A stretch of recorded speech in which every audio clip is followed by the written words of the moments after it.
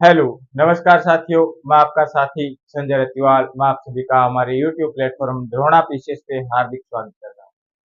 हम पढ़ रहे थे राजस्थानी इतिहास के अंदर मेवाड़ का इतिहास और करण सिंह, जगत सिंह प्रथम तक पढ़ लिया था। आज बढ़ेंगे उनसे आगे महाराणा राज सिंह। महाराणा राज सिंह वही पढ़ते हैं, वैसे ही राजा है लेकिन राजा बदल जाएगा। अगर मेरे से कभी ये पूछा जाए कि मेवाड़ के अंदर मेरी दृष्टि के अंदर राजनीतिक उपलब्धियों के अंदर अगर बात करें तो राज सिंह बिल्कुल कुंभा के बराबर जाके खड़ता, बिल्कुल कुंभा के बराबर जाके ठहरता है। राजनीतिक उपलब्धियों के अंदर, निर्माण कार्यों के अंदर भी राज सिंह कुंभा के बराबर जाके ठहरता है। तो पढ़ते हैं उस प्रतापी राजा को, महाराणा महाराणा राज सिंह।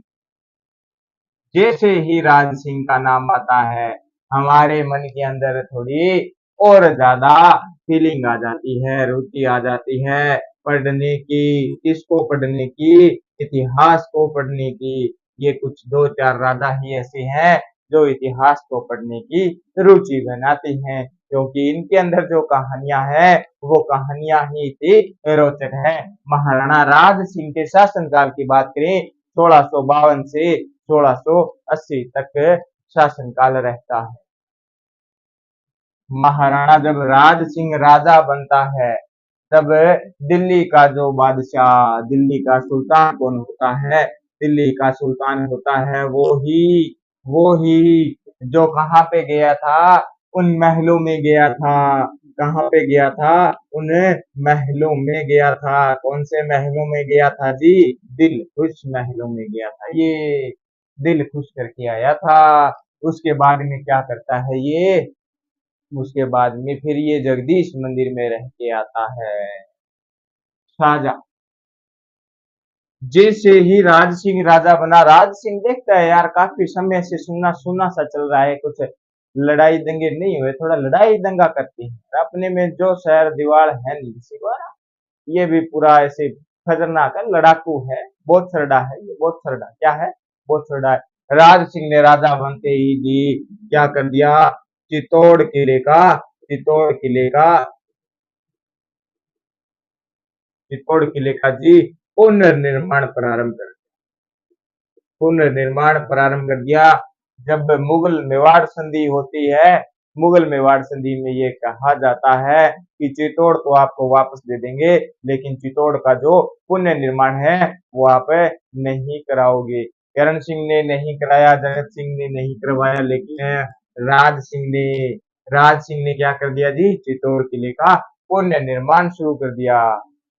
जैसे ही पुनः निर्माण शुरू होता है, मुगलों को पता चलता है। मुगल कहते हैं ये तो गड़बड़ हो गया, संधि में कहा था, मतलब खतरनाक राजा है, इसको नहीं रोका तो ये आगे जाके कुछ भी कर सकता है, हमें नुकसान पहुंचा सकता है, हमें बड़ी घटना का सामना करना पड़ सकता है। लेकिन करते हैं बड़ी घटना का सामना।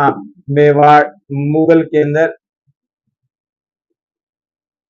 मुगलों का एक दूत था। मुगल दूत की बात करें, मुगल दूत को भेजा जाता है इस पुण्य निर्माण को रोकने के लिए। वो मुगल दूत आता है जी चंद्रभान नाम का। किस नाम का?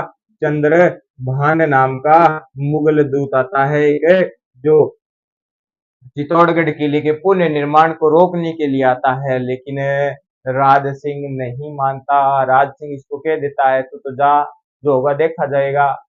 चंद्रभान राज सिंह को आगे कहता है आपको पता नहीं है क्या होगा अगर आपने किले का पुनर्निर्माण प्रारंभ हुआ तो क्या होगा? आक्रमण होगा, आक्रमण होगा, युद्ध होगा, युद्ध होगा तो नुकसान पहुंचेगा, युद्ध होगा तो नुकसान। लेकिन चंद्रभान के कहने पे तो राज सिंह नहीं रुका। फिर दूसरी बार एक मुगल दूत और आता है, एक सेनापति को भेजा जाता है सेना लेके कि तुम जाओ और इस किले का पुनर्निर्माण रोक के आओ, राज सिंह को समझा के आओ। वो आता है सादुल्ला खां।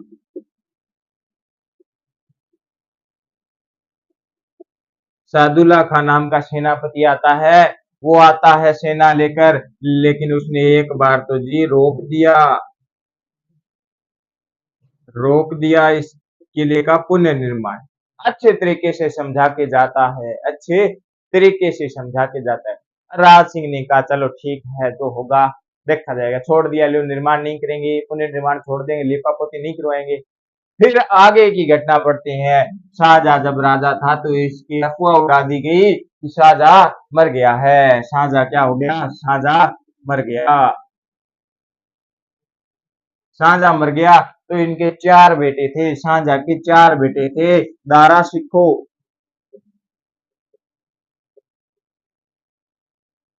दारा सिखो, एक था जी औरंगजेब,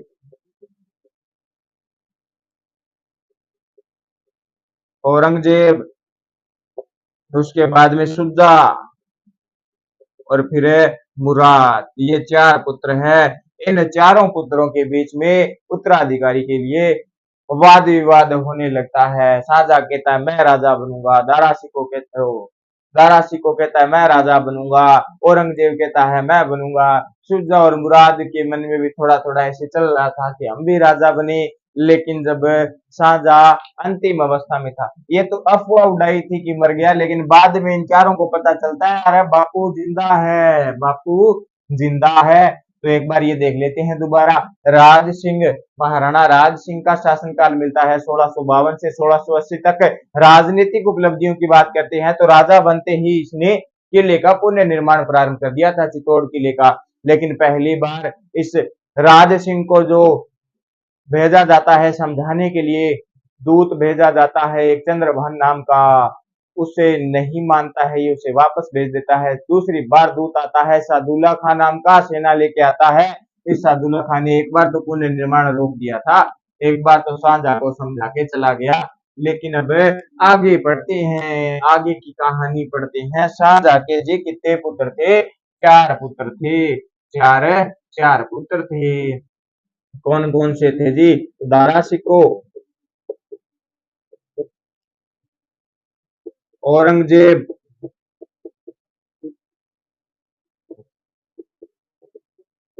शुजा, मुराद। कौन है? दारा सिको, औरंगजेब, शुजा, मुराद। इस दारा सिखो को शाहजहां जब अपनी अंतिम अवस्था में होता है, इस दारा सिखो के साथ शाहजहां का ज्यादा लगाव होता है, इसको राजा बना देता है। अब औरंगजेब कहता है राजा तो मेरे को बनना चाहिए, राजा तो मेरे को बनना चाहिए। उस समय मुगलों के अंदर एक प्रथा थी कि अगर भाई अपने सारे भाइयों को मार देता है, अकेला बचता है तो वो राजा बन जाता है, वो राजा बन जाता है। अब औरंगजेब और दारा सिकों के बीच में उत्तराधिकारी वाद विवाद होने लगता है। लेकिन राजस्थान के जितने राजा थे, राजस्थान के सारे राजाओं ने तो जी दारा सिखों की सहायता की, दारा सिखों के पक्ष में रहे।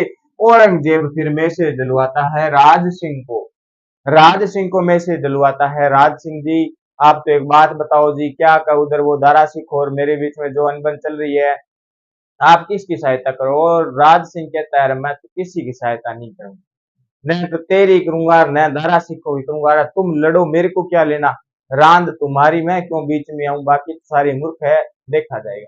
औरंगजेब वापस मैसेज भिजवाता है राज सिंह जी बस मैं ये नहीं कहता कि तुम मेरे साथ लड़ो, मेरे पक्ष में खड़ो, लेकिन मेवाड़ एक बड़ा स्टेट है, बड़ा राज्य है, बड़ा क्षेत्र है, अगर ये दारा सिखों के पास चला गया तो मेरी तो हार निश्चित है, मेरे को तो सामने दिखी है मैं हार जाऊंगा। लेकिन आप उसके साथ भी मत और मेरे साथ भी मत आओ। सारे के सारे राजा राजस्थान के दारा सिखों की तरफ, लेकिन मेवाड़ ने औरंगजेब का जी मौन समर्थन कर दिया। मौन मौन सहायता की, मौन सहायता की मतलब न तो ये औरंगजेब के पास आया न दारा सिखों के पास आया। एक बार आरएस के मेन पेपर के अंदर ये प्रश्न पूछा गया था, प्री के अंदर भी प्रश्न आया है, लगभग 2012 के आरएस के प्री के अंदर यह प्रश्न आया है कि औरंगजेब का उत्तराधिकार विवाद के समय किस राजा ने मौन समर्थन किया था, मौन सहायता की थी?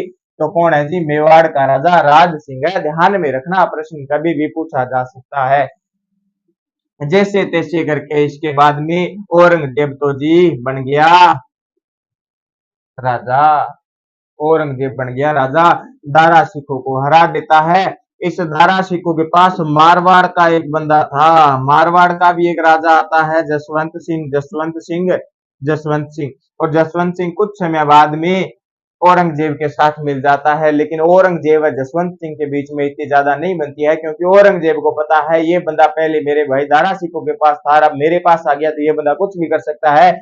इसलिए जसवंत सिंह व औरंगजेब की ज्यादा नहीं बनती है। लेकिन फिर अपने काम की बात करते हैं तो जी सहायता इनकी भी नहीं की, तो राज सिंह ने क्या किया। राज सिंह के बारे में ऐसा कहा जाता है, राज सिंह ने मेवाड़ के कुछ क्षेत्र थे जो मुगलों के अधीन थे। तो राज सिंह ने इधर ये दोनों भाई आपस में लड़ रहे हैं, राज सिंह ने मौका देके चौका मारा और मेवाड़ कुछ का जो कुछ क्षेत्र था उसे वापस कर लिया। मेवाड़ वापस किया कुछ क्षेत्र जो उनके कब्जे में था, वापस कर लेता है।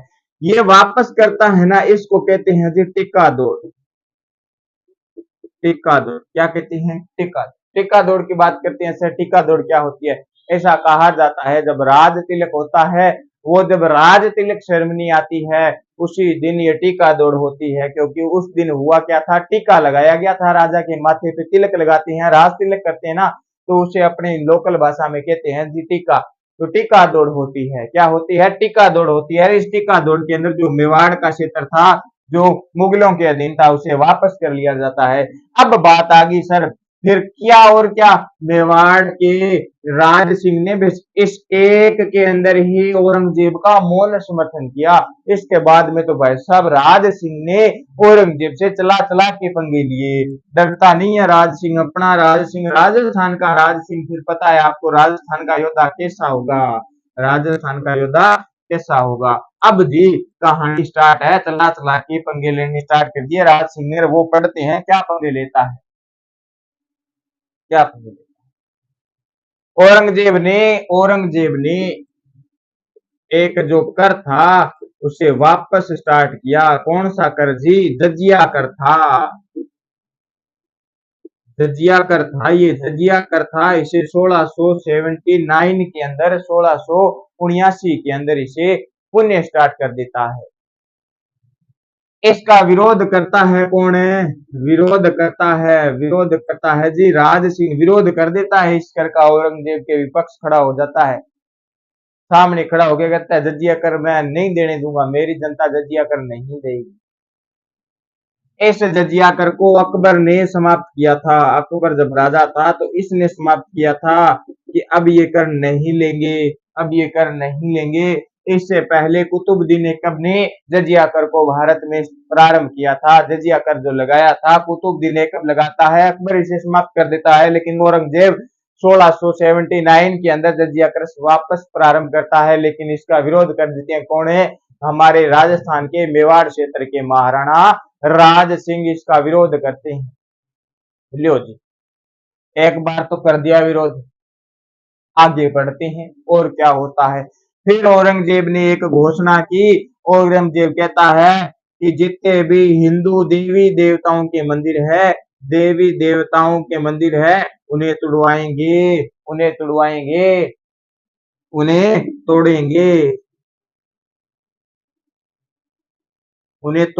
उन्हें तोड़ना है, ये कहता है।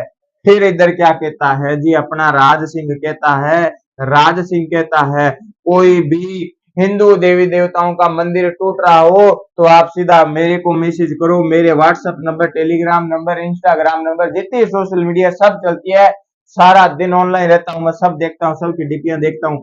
तो इन मंदिरों को बचाने की घोषणा कौन करता है? बचाने की घोषणा किसने की जी? राज सिंह ने की। बचाने की घोषणा कर दी राज सिंह ने। आप तो मेरे पास चले आना, बस सीधा भाग के मैं अपने आप देख लूंगा। फिर बात करें इससे आगे। फिर औरंगजेब का एक मकसद था कि हिंदू राजकुमारियां हैं, जितनी भी हिंदू राजकुमारियां हैं, इन हिंदू राजकुमारियों से विवाह करूंगा, इन्हें बंदी बना लूंगा, अपने जाल में फंसा लूंगा।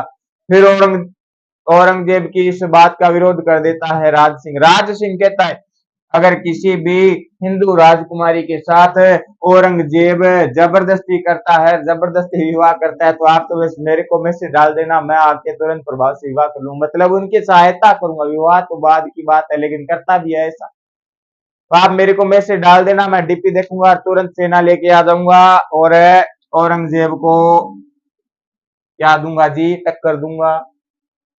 अब जी कहानी स्टार्ट होती है। इससे आगे एक और आ जाता है, जब जोधपुर का राजा था जी, कौन है, जसवंत सिंह। जसवंत सिंह को जी अफगानिस्तान भेज दिया जाता है औरंगजेब के द्वारा, और औरंगजेब अफगानिस्तान भेजता है, और अफगानिस्तान के अंदर ही क्या हो जाता है, इस जसवंत सिंह की मृत्यु हो जाती है। इसके बाद में इसका पुत्र था जी अजीत सिंह।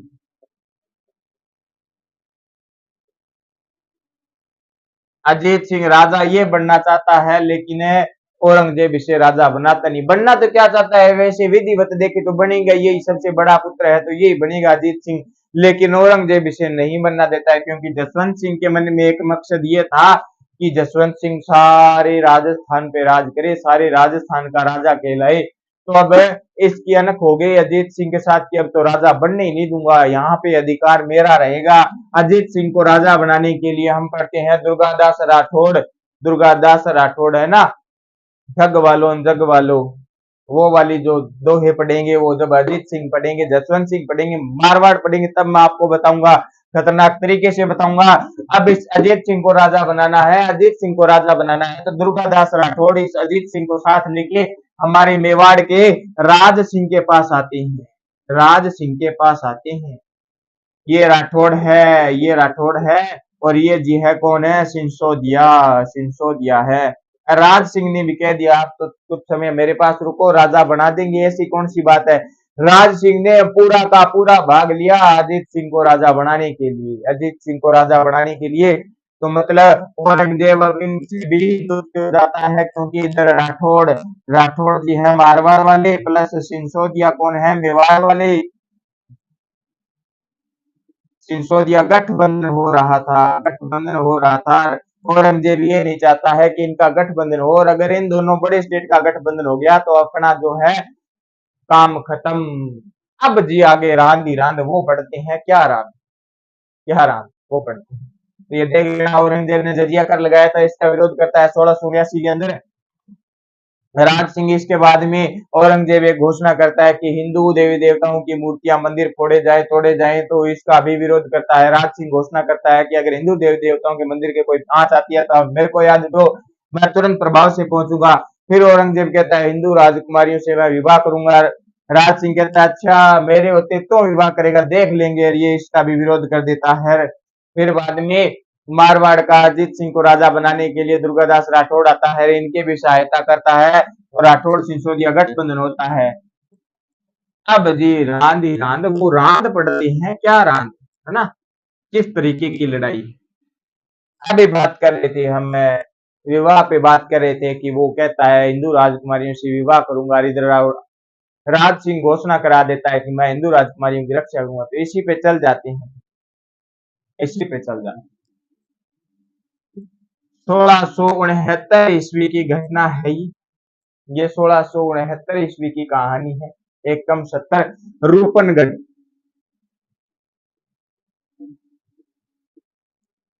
रूपनगढ़ है जी किशनगढ़ में, किशनगढ़ का क्षेत्र है।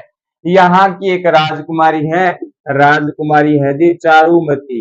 कौन है, चारुमती, चारुमती राजकुमारी है। इसकी कहानी पढ़ते हैं।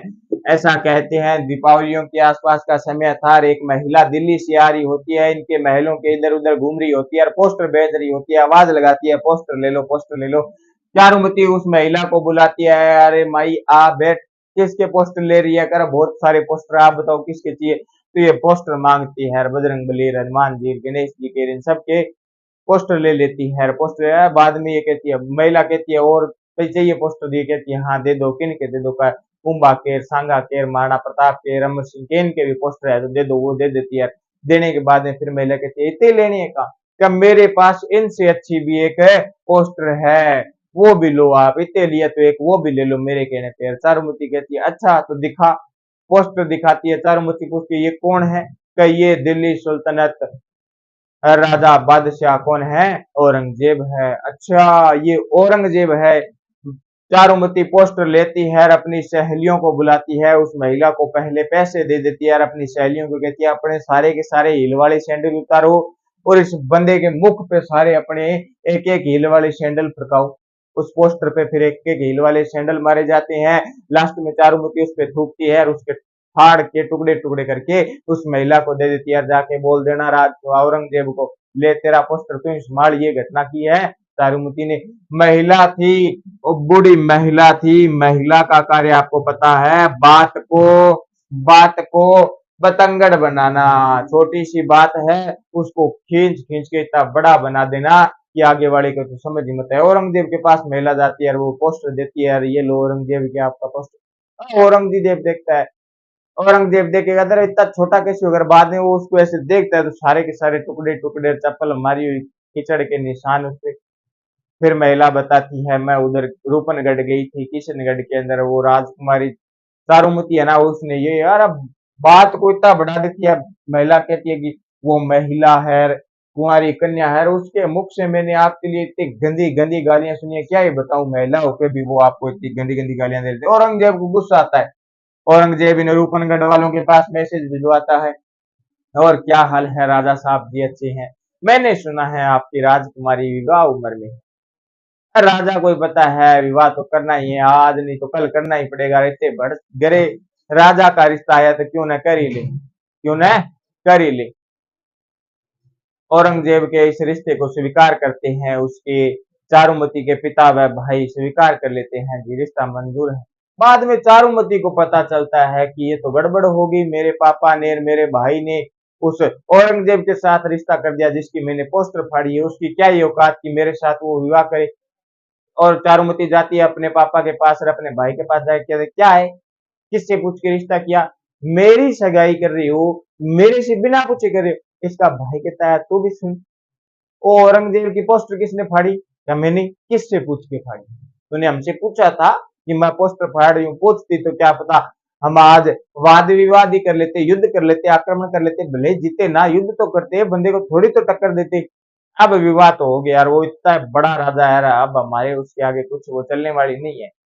चारुमती कहती है अच्छा आप, मैं भी देखती हूँ ये विवाह कैसे होता है। और चारुमती को याद आता है, सहेलियां याद करवाती हैं कि उधर जो राज सिंह है उसने घोषणा करवा रखी है हिंदू राजकुमारियों की रक्षा करता है, वो तो उससे बात कर रहा है। राजकुमारी चारुमती तुरंत प्रभाव से अपना व्हाट्सएप ओपन करती है, राज सिंह के नंबर सेव थे और मैसेज डालती है, राज सिंह जी मैं चारुमती, रूपनगढ़ किशनगढ़ की चारुमती।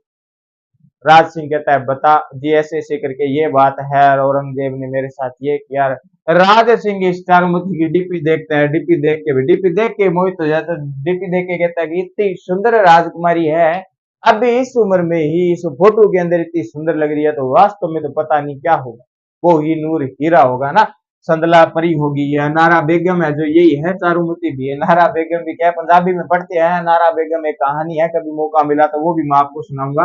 अपना सब्जेक्ट रहा है वो भी पंजाबी, तो वो भी पढ़ाएंगे आपको, थोड़ी थोड़ी धीरे धीरे प्रयास करते रहते हैं। राज सिंह भाई औरंगजेब को मैसेज डलवाता है, औरंगजेब को मैसेज डलवाता है, अरे औरंगजेब जी क्या हाल चाल है? क्या जी बढ़िया है, क्या कर रहे हो जी? बढ़िया। अरे वो उधर रूपनगढ़ में क्या पंगा कर दिया आपने? अरे वो कुछ नहीं, बस चारुमती के लिए रिश्ता भेजा है, सगाई पक्की होगी, अब तो बस विवाह है। फिर राज सिंह मैसेज डलवाता है औरंगजेब को, औरंगजेब जी गड़बड़ कर दी क्या? इससे तो मैं विवाह करूंगा, मेरे पास कल ही मैसेज आया है। यार औरंगजेब कहता है यार क्या करते हो राज सिंह जी, वो कुछ समय पहले की घटना है, उधर भी तुम चले गए थे, वहां पे भी तुम विवाह करके आ गए, ऐसा नहीं होता। एक तुमने कर लिया, अब एक मैं करता हूँ, बाद में आगे होगा तब एक तुम कर लेना और फिर एक मैं कर लेना, मिलजुल के बांटते हैं ना, बांट के खाते हैं। राज सिंह कहता नहीं, इस बार मैंने डीपी देख ली, मैं पागल हो गया, इस बार डीपी देख ली मैं पागल, अब मैं विवाह तो नहीं करूंगा। औरंगजेब कहता पक्का का पक्का, तो इस बार युद्ध करेंगे, जो युद्ध में जीतेगा वही विवाह करेगा। राज सिंह कहता जो मर्जी हो जाए, युद्ध करना है तो युद्ध कर लेंगे, लेकिन विवाह तो मैं ही करूंगा। राज सिंह भाई चारुमती को मैसेज डलवाते थे तो वो उसकी औरंगजेब वाले विवाह की कार्ड भेज दे, वो लगन सगन कब है, फेरे पूरे कब लेनी है, मैं उस तारीख पे आ जाऊंगा और फेरे ले लूंगा, मुहूर्त पे ही काम करेंगे, उसके मुहूर्त पे उसी के सामने कर लेंगे, अपनी क्या है। तुम दुल्हन होगी, दूल्हा मैं होऊंगा, और औरंगजेब दर्शक होगा, बराती होगा, देखेगा। राज सिंह भाई अपने सेनाओं को बुलाता है, सामंतों को बुलाता है, कहता है उधर भाई रूपनगढ़ की चारुमती का मैसेज आया है और उसने विवाह के लिए बुलाया है, मैं उधर विवाह करने जाऊं ना, तुम इधर अजमेर के घाटे में चले जाना और उधर औरंगजेब को रोक लेना, वो भी विवाह के लिए आएगा, उधर रोक लेना और उसको वापस भगा देना। बस तुम तब तक रोके रखना, अगर जब तक हो तब तक रोके रखना, भगे ना तो कोई बात नहीं, रोक के रखना, उसके साथ लड़ाई करते रहना, कब तक का, जब तक बस मैं 7 फेरे न ले लूं, बाद में तो मैं देख लूंगा, बाद में तो मैं आ जाऊंगा, मैं देख लूंगा, बस फेरे ना ले लूं। फेरे आपको बताते हैं, अभी मैं बताया हूँ, जब कल्चर पढ़ रहे थे हम लोग, देवता पढ़ रहे थे, तब मैंने फेरे तो 4 होते हैं, वास्तव में तो 4 होते हैं, लेकिन बोलते 7 है, 7 वचन होते हैं वास्तव में, जब तक मैं फेरे न ले लूं तब तक रोके रखना। क्या जी, ठीक है। अब जी सेना जाएगी, तो सेना के अंदर बात करें, मेवाड़ की सेना के अंदर हरावल पंक्ति में कौन होएगा जी, हरावल पंक्ति में होएगा सलूम्बर का चुंडावत। फिर सलूम्बर को चुंडावत को बुलाया जाता है, सलूम्बर का जो चुंडावत है, सलूम्बर का चुंडावत कौन होगा जी, रतन सिंह। सलूम्बर का चुंडावत होगा जी, सलूम्बर चुंडावत रतन सिंह। रतन सिंह को मैसेज करते हैं जी, रतन सिंह जी क्या कर रहे हो, क्या जी बढ़िया। ऐसा कहते हैं कि जिस दिन रतन सिंह को मैसेज भेजते हैं, पैगाम भेजते हैं, उसी दिन रतन सिंह का विवाह होता है, वो बारात लेकर नई बीननी लेके घर आते हैं अपने महलों के अंदर। रतन सिंह मैसेज पढ़ता है जी, अच्छे हैं, बढ़िया है। बाद में राज सिंह बोलता है, उस पत्र के अंदर बोलता है कि रतन सिंह जी, मैंने उधर रूपनगढ़ की चारुमती से विवाह करने जाना है, आप तो वहां से चलो, और औरंगजेब का सामना करना है, औरंगजेब से युद्ध करना है, उसको कुछ समय के लिए रोकना है, बाद में तो मैं विवाह करके आ जाऊंगा और बाद में तो हम रल मिल के साथ देख लेंगे औरंगजेब को, किसी को का तो औरंगजेब की। रतन सिंह इनकार कर देता है, क्या बात करते हो, आज मेरा विवाह हुआ है, आज पहली रात, अरे पहली रात पे पैगाम आ गया, रात तो अभी हुई नहीं है, रात होनी तो बाकी है, तो तुम कह रही हो अभी मैसेज कर दिया, अभी आओ तुरंत प्रभाव से चलो, ऐसा थोड़ी होता, मैं नहीं आने वाला। रतन सिंह जवाब दे देता है, मैं नहीं आया। और ये बात रतन सिंह की पत्नी को पता चलती है, रतन सिंह की पत्नी है जी सहल कंवर, हाड़ी रानी सहल कंवर, हाड़ा राजकुमारों की है, तो हाड़ी रानी सहल कंवर, ये बात सहल कंवर को पता चलती है, सहल कंवर आती है, रतन सिंह को समझाती है, आप समझो बात को, जाना तो पड़ेगा। रतन सिंह कहता है, यार तुम नहीं समझते, ये तो हमारे रोज के काम के हैं, राज सिंह इधर उधर जाते रहते हैं, विवाह करते हैं, हम तो लड़ाई युद्ध करते रहते हैं, रोज के विवाह मरते हैं उनकी, एक विवाह नहीं होगा तो क्या हो जाएगा, एक शादी नहीं करी तो क्या है। सैल कंवर कहती है कि ये जो हरावल आपको मिली है, ये आपके पूर्वजों की देन से मिली है, और आप उनके पूर्वज हो जिन्होंने अपना पूरा का पूरा क्षेत्र त्याग दिया था मोकल के लिए। चोंडा ने पूरा का पूरा अपना राजपाट, अपना क्षेत्र त्याग दिया था कि मैं विवाह नहीं करूंगा और गद्दी नहीं रखूंगा, सारा का सारा उनके वंशज हो, ये मत करो। आज आप नहीं गए तो ये जो राणा महाराणा है, ये हरावल गद्दी आपसे वापस ले लेंगे, हरावल पंक्ति में आपके जो युद्ध लड़ने का अधिकार है ये वापस ले लेंगे। कल को अपने बच्चे होंगे, जो आगे वंशज होगा वो पूछेगा, पता चलेगा कि पहले हमारे वाले पूर्वज जब हरावल पंक्ति में लड़ते थे, अब क्या हुआ, फिर पता चलेगा वो रतन सिंह थे और वो अपनी पत्नी के लिए नहीं गए थे। कितना बुरी बात है ये, मुझे अच्छा नहीं लगता। अरे राज सिंह, रतन सिंह कहता है अच्छा ये बात है तो चल मैं चली जाता हूँ। ऐसा सीन एक फिल्म में भी होता है, बॉर्डर मूवी है ना, सुनील शेट्टी के साथ में होता है, उधर वो बैकग्राउंड में गाड़ी बजती है, जाते हुए लम्हों जरा ठहरो, वो भी बजाएंगे, अभी मैं बजाऊंगा, देखते हैं। लेकिन अभी मैंने बताया चारुमती के विवाह से पहले एक घटना और होती है, और वो भी औरंगजेब के साथ राज सिंह कर देता है, औरंगजेब के साथ है राज सिंह कर देता है, औरंगजेब के साथ भी कौन कर देता है, राज सिंह। मेवाड़ का एक क्षेत्र है रूपनगर, रूपनगर की जी राजकुमारी है चंचल राजकुमारी, कौन है, चंचल कुमारी है जो राजकुमारी है रूपनगर की। इससे भी औरंगजेब विवाह करना चाहता है, औरंगजेब जा रहा होता है, लेकिन राज सिंह पहले पहुंच जाता है, विवाह करके चंचल कुमारी को ले आता है। अब ये घटना भी देख लो आप, पहले चंचल कुमारी से विवाह करके आ गया, अब चारुमती से विवाह करने जाएगा। पढ़ते हैं, पढ़ते हैं, रतन सिंह तैयार हो गया अभी युद्ध में जाने के लिए, रतन सिंह चुंडावत युद्ध में जाने के लिए तैयार हो गया। तो ये ध्यान रखना, ये पहले और भी युद्ध में गया है एक रतन सिंह चुंडावत, लेकिन ये वो वाला रतन सिंह नहीं है, ये दूसरा रतन सिंह है, इसको सेकंड रतन सिंह कर लेना। अब अभी रतन सिंह युद्ध के लिए तैयार है, सुबह जाता है, अपने घोड़े पे बैठ के जाता है, जैसे ही अपने महलों के आगे से निकल रहा होता है, पीछे देखता है सहल कंवर ऊपर खिड़की के अंदर, बालकनी के अंदर खड़ी है, झरोखे के अंदर खड़ी है, रतन सिंह को देखती है कि अच्छा हुआ मेरा पति आज युद्ध में जा रहा है, अच्छा नाम करके आएगा। और रतन सिंह पीछे देखता है और उसको फिर याद आ जाती है और वो गाने बज रही होती है। अब वो गाने बजते हैं जब रतन सिंह अपने महल से घोड़े पे सवार होकर जाता है ना, तो पीछे गाने बजते हैं, ए जाते हुए लम्हो जरा ठहरो, जरा ठहरो।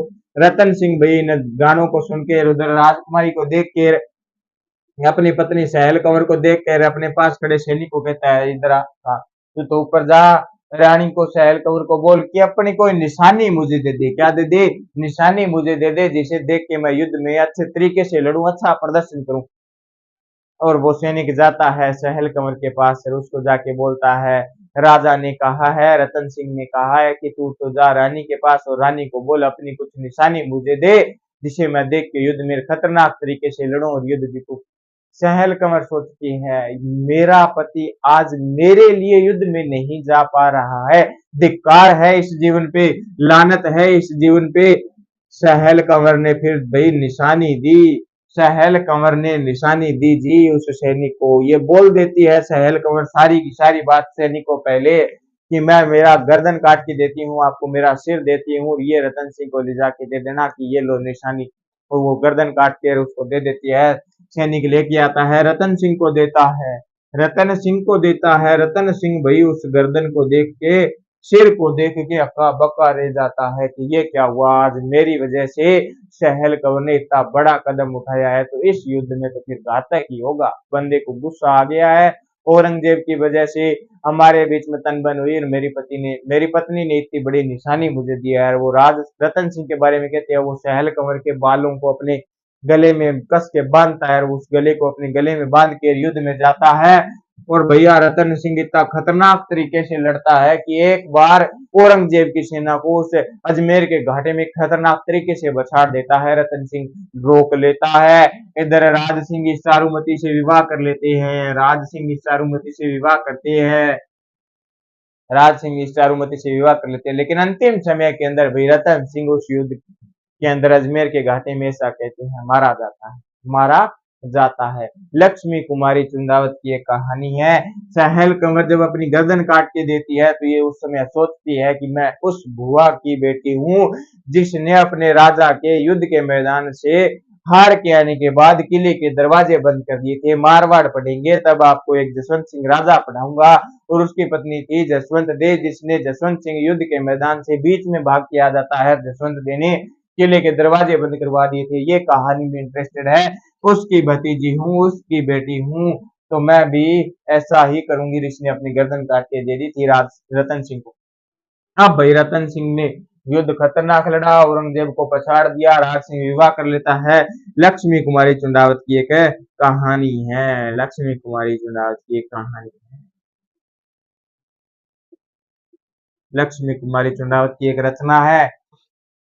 उस रचना के अंदर लिखा हुआ है कि राजसमंद की पाल पे राज सिंह व रानी चारुमती वहां पे पाल पे बैठे हैं, पाल के अंदर पत्थर मार रही हैं, उस जलाशय के अंदर पत्थर मार रही हैं। चारुमती कहती है कि ये रतन सिंह और सहल कंवर कौन है, क्या कहानी है इनके बारे में, तुम हर बात पे रतन सिंह सहल कंवर की बात करते हो। राज सिंह कहता है, आज हम इस धरती पे बैठे हैं, इस स्थान पे बैठे हैं, दोनों एक साथ बैठे हैं, ये उन्हीं की बदौलत है।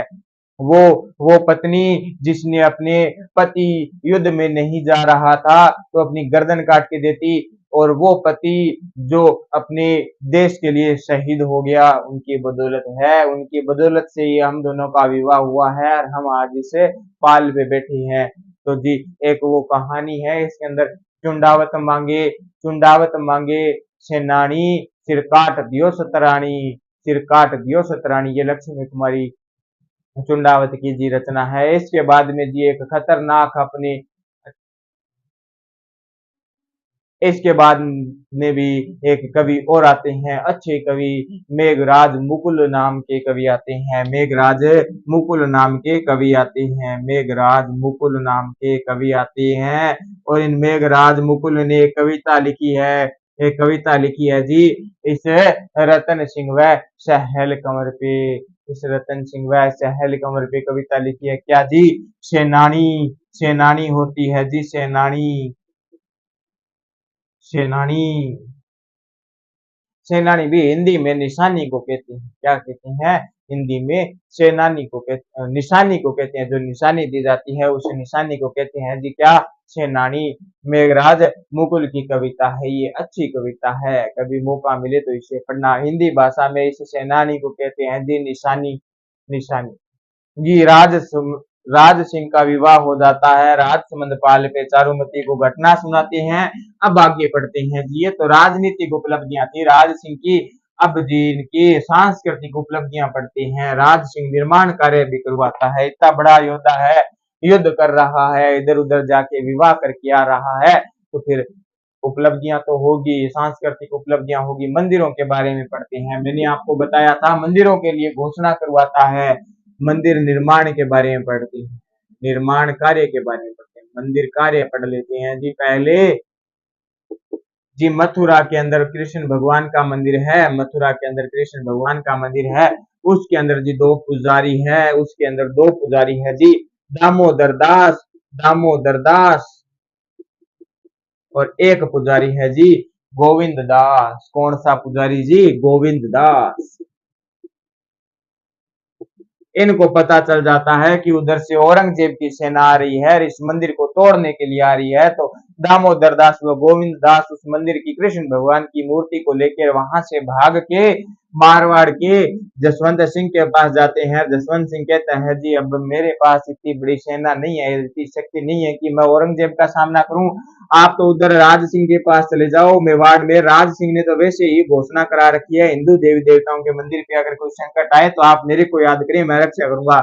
ये दोनों व्यक्ति भाग के राज सिंह के पास आते हैं। राज सिंह इनको आके अच्छे तरीके से बिठाता है, पानी पिलाता है, फिर इनसे पूछता हुआ क्या हुआ। दोनों बताते हैं कि मथुरा में मंदिर है, औरंगजेब जो है औरंगजेब आक्रमण के लिए आ रहा है, मंदिर तोड़वाएगा। इससे पहले ही हमने मूर्ति को उठा लिया वहां से, हम मूर्ति का अपमान नहीं सह सकते, इसलिए आपके पास आए हैं।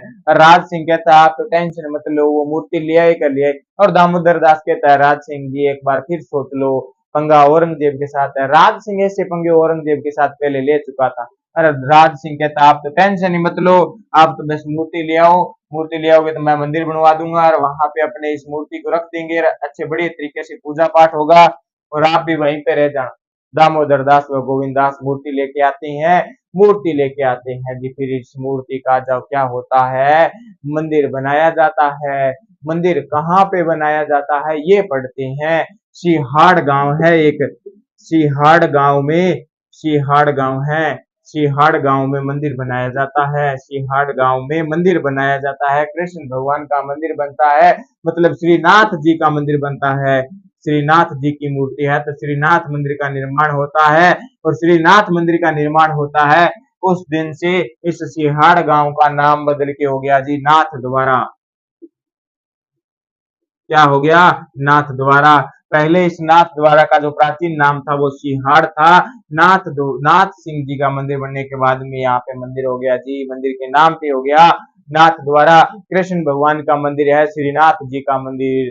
ठीक है, तो ये ध्यान में रखना, सिहाड़ गांव में श्रीनाथ जी का मंदिर बनता है, उसके बाद में सिहाड़ गांव को नाथ द्वारा कहने लगे। फिर एक मंदिर और बनवाते हैं, एक मंदिर और बनवाते हैं। ये वल्लभ संप्रदाय का मंदिर है, वल्लभ संप्रदाय का मंदिर है। इसी नाथ द्वारा के अंदर कांकरोली क्षेत्र में मंदिर बनवाते हैं। किसका बनवाते हैं जी? द्वारकाधीश का मंदिर बनवाते हैं।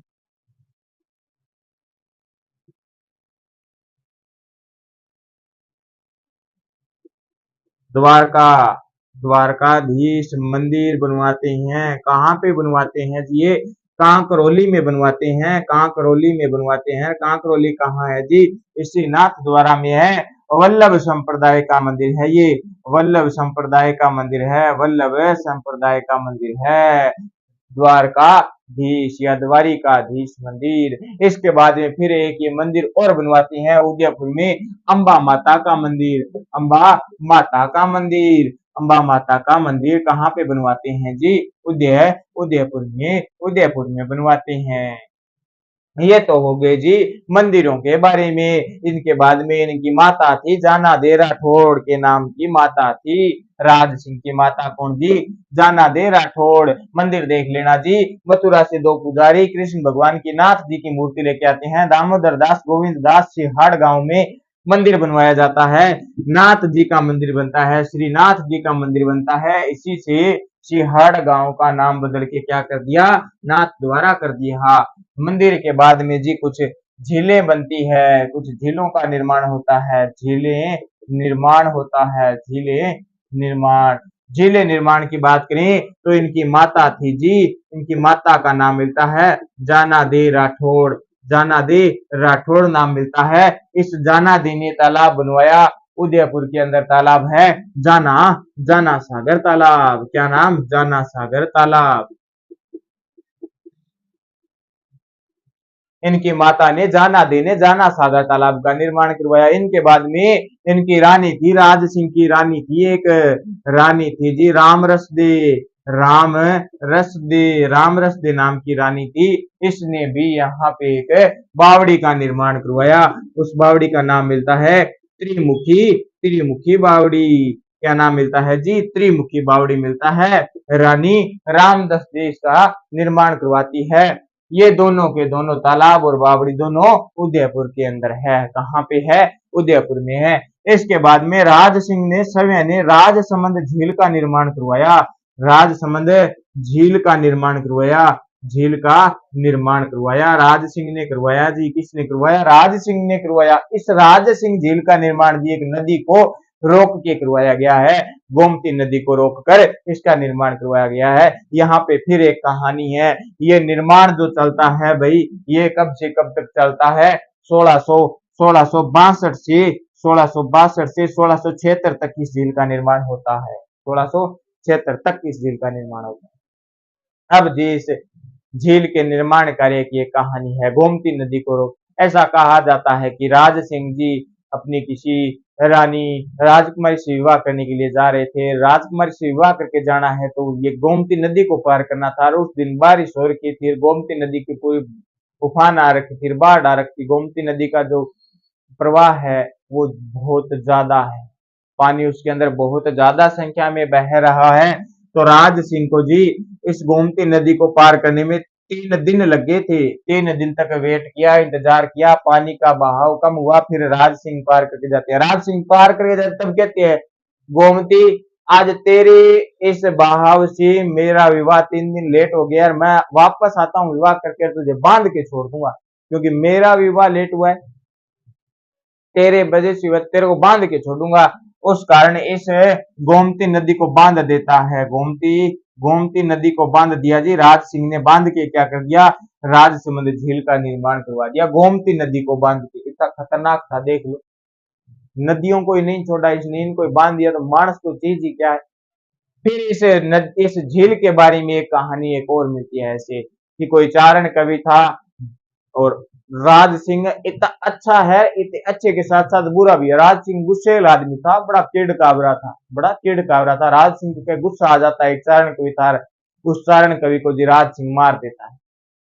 राज सिंह मार देता है। इसके बाद में बात करें, राज सिंह की एक पत्नी थी, उस पत्नी को भी राज सिंह किसी वाद विवाद के कारण उसको मार देता है। इनका एक पुत्र होता है, पुत्र तो भाई राज सिंह के इस गुस्से से और डर से ही मर गया, उसने खुद की आत्महत्या कर ली। फिर एक पुजारी जी ब्राह्मण के पास जाता है, ब्राह्मण के पास जाता है, उसे कहता है जी मेरे से पाप बहुत हुए, मैंने चारण कवि को मार दिया, मेरी पत्नी को मार दिया, मेरा पुत्र मेरे डर से खुद नहीं आत्महत्या कर ली, तुम पाप धोने हैं क्या कर?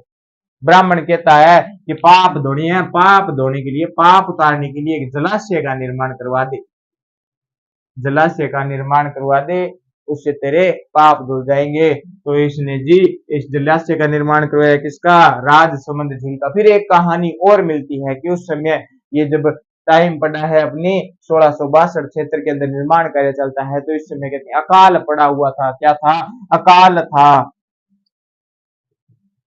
और राज सिंह राजा था, राज सिंह राजा ने ऐलान करवाया अकाल है, अकाल में खाने पीने की व्यवस्था नहीं है, तो आप ऐसे करो, आप तो मेरे पास आओ, यहाँ पे बस झील का निर्माण करो, मिट्टी खोदो, बाहर निकालो, दिन काम करो, शाम को जाते वक्त अपना पैसा अनाज ले जाना।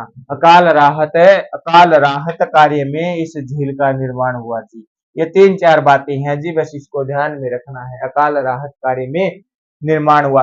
अब भाई सारे क्षेत्र है, सारे जिले के नाम है। राजसमंद झील राजसमंद के अंदर है। राजसमंद झील राजसमंद के अंदर है। ये राजसमंद जो नाम पड़ा है ना, ये भाई राजसमंद जिले का नाम इस राजसमंद झील के कारण पड़ा है। इससे पहले इस जगह का नाम जी राजनगर था। राजनगर था।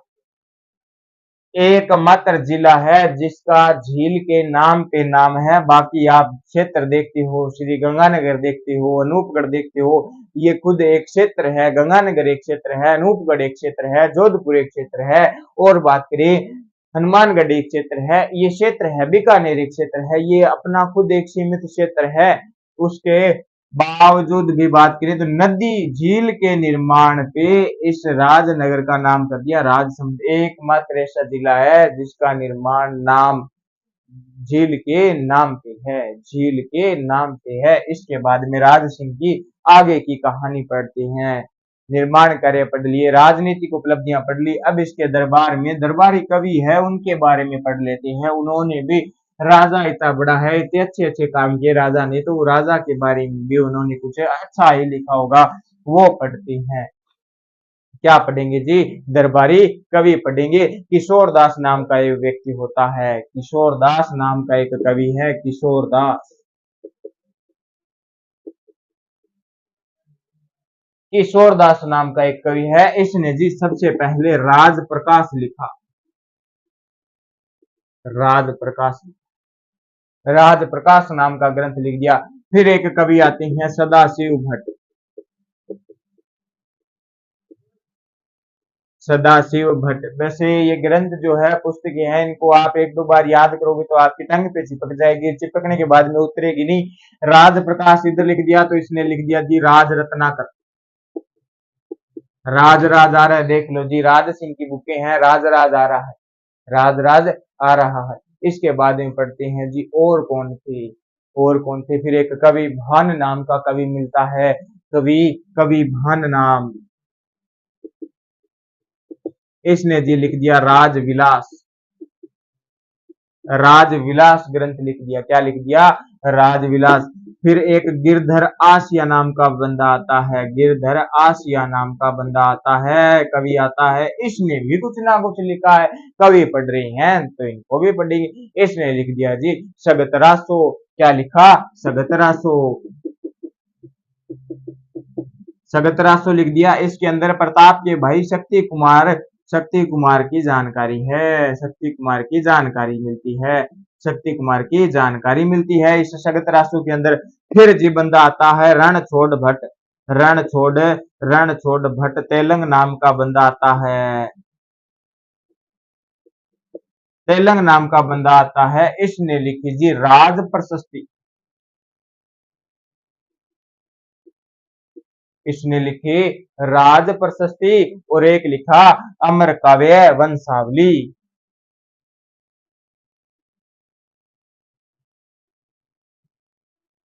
अमर काव्य वंशावली, दो ग्रंथ लिखे हैं, राज प्रशस्ति व अमर काव्य वंशावली। इन दोनों के अंदर भी शक्ति कुमार की जानकारी है।